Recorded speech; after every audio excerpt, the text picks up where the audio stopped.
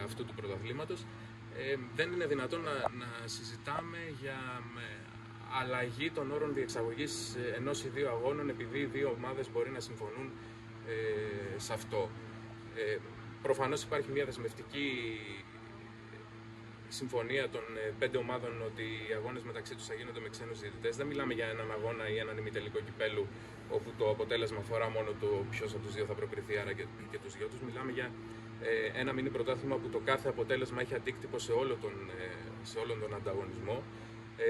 Δεν μπορούμε εμείς, για παράδειγμα, να πούμε με τον Άρη, με την ΑΕΚ, με τον Ολυμπιακό ή με τον Παναθηναϊκό ότι στα μεταξύ μας παιχνίδια στα 3 κόρνερ θα παίρνει πέναλτι αυτός που τα κερδίζει. Το καταλαβαίνετε αυτό, το λέω χαριτολογώντας.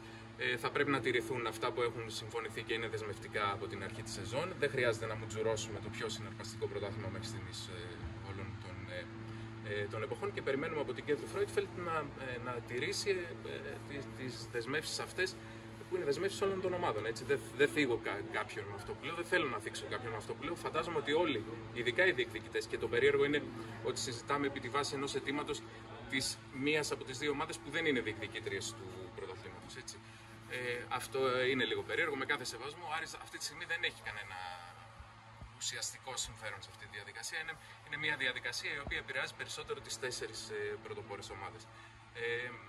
Από εκεί και πέρα θεωρώ αυτονόητο ότι θα τηρηθεί και η λογική.